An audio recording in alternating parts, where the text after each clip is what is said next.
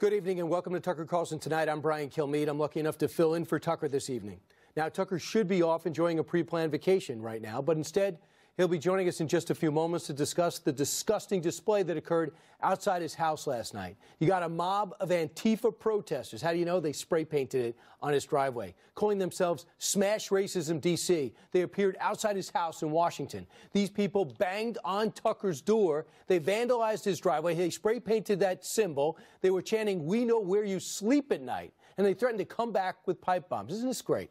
We're not going to show you the video, but just listen to their chants. You're outside your home, and we want you to know we know where you sleep at night. We know where you sleep at night. We know where you sleep at night.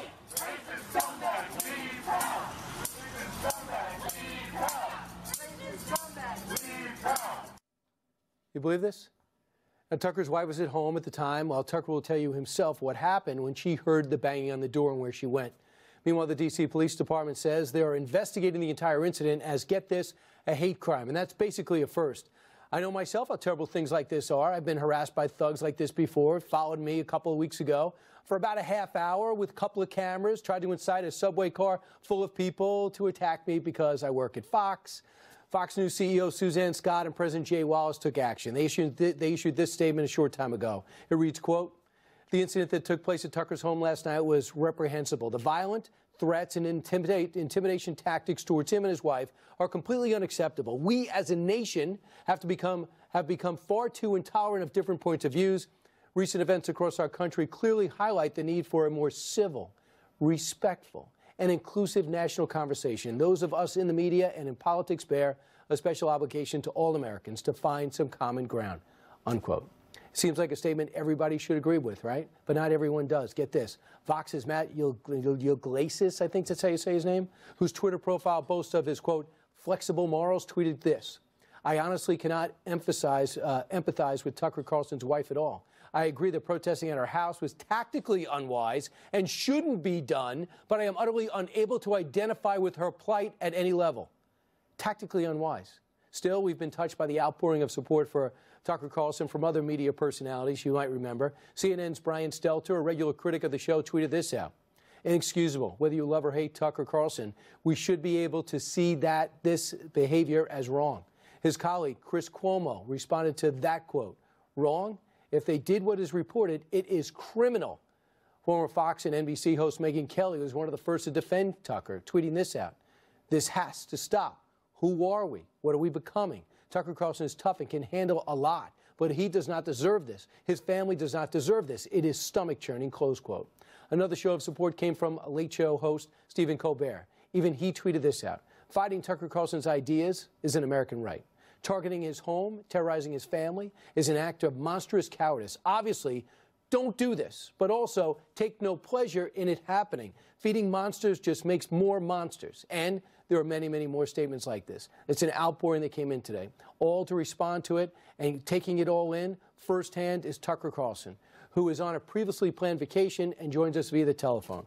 Tucker, that's the response. You're taping your show just before you go on the air. They're outside your house. What have the last 24 hours been like for you?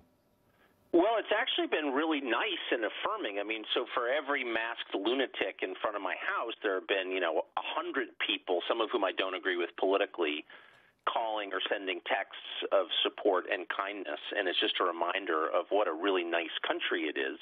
And if you work in our businesses, you can lose sight of that because you see the lunatics. But most people are not lunatics. Most people are humane and decent and kind, and it's just been a great reminder of that and really a wonderful experience.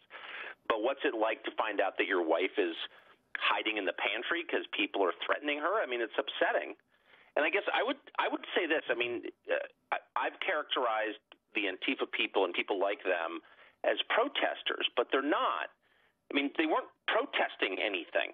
The irony is that this is the one show that regularly invites people like that on to say what they think. And if you have a point of view that we disagree with, I'll debate you, but I still want to hear it because I think people should hear it. And so, but they weren't trying to change my mind or advocate for a position. They were threatening my family to get me to stop talking.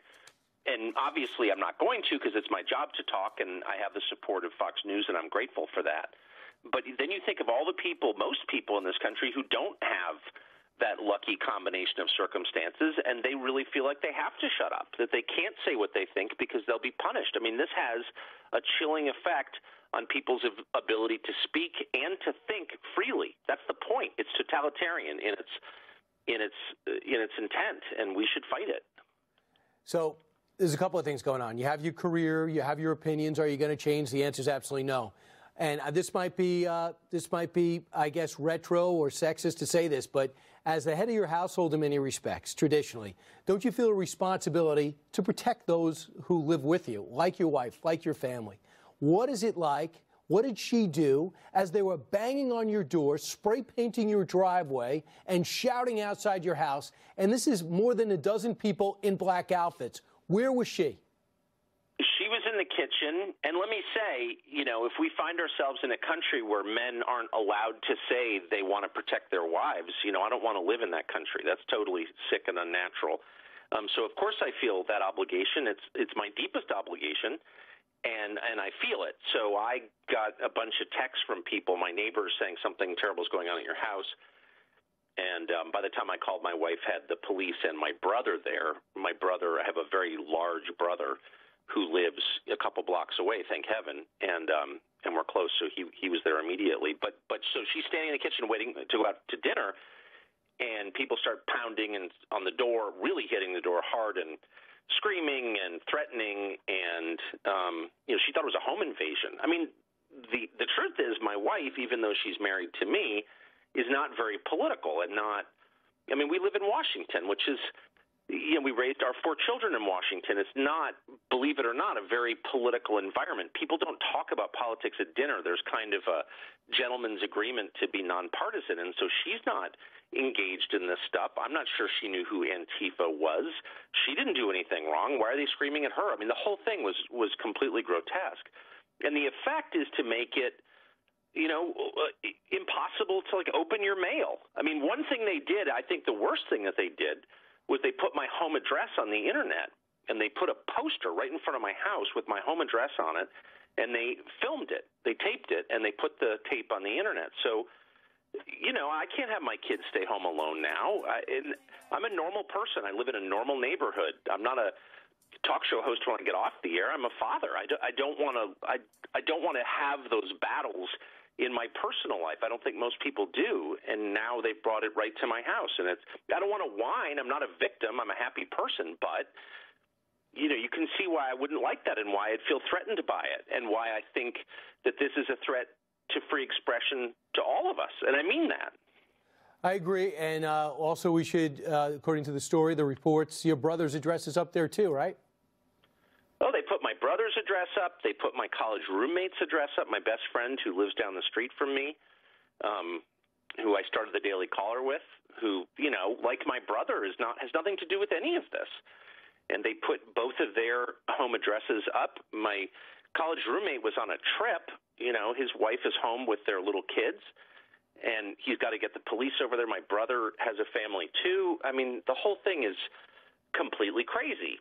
And I should say, just for the record, that I would guess that the overwhelming majority of my neighbors are Democrats, probably don't agree with a single thing I think, but all of them were appalled by this. I mean, we lose sight again of the fact that the country is overwhelmingly normal people who don't think that this is acceptable. And our conversation publicly has been hijacked by extremists like this, and I worry that if we don't stand up to them and say, I'm sorry, this is not allowed. You can't threaten people into silence. The rest of us are very passive in the face of this. I think we know who these people are. In fact, I think one of the people screaming at my wife last night has been a guest on our show. So these are semi-public people. Yes, and I can't prove that. We're going to find out.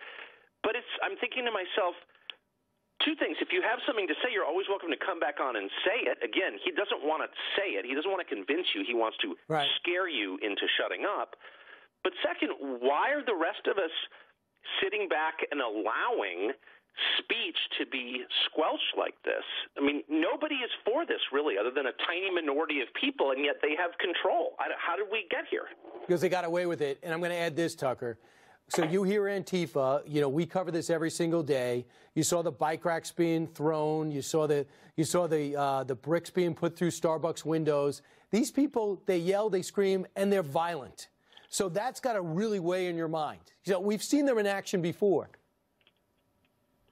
Well, they're absolutely violent. I mean, you know, I don't want to pretend to be the tough guy. I'm not a tough guy, but I mean, I've been doing this a long time, and I'm not personally, I don't feel threatened physically, but, you know, I have 5 other people in my house, and maybe they do. And that's the point. So if I'm walking down the street and someone comes up and says, you know, I violently disagree with you, okay, you know, let me hear about it. But to do this is a form of intimidation. So why are we describing it as a protest? It's a protest in the sense that when the mafia tells a store owner, you know, I'd hate to have this place destroyed. That's not a protest. It's a threat. Exactly. And that's what this is. Hey, Tucker, you're supposed to be on vacation. I appreciate you joining us. If anybody wants to know if Tucker's going to be intimidated, watch his A block. That's the beginning of the show when he comes back. You just I have a hunch you're not going to be pulling back. Tucker Carlson, thanks so much. Thank you, Brian, for capably filling in. I appreciate it. Okay. Tucker Carlson, thanks. Please go back to your vacation, wherever it might be. Meanwhile, 11 minutes now after the hour. Victor Davis, hands.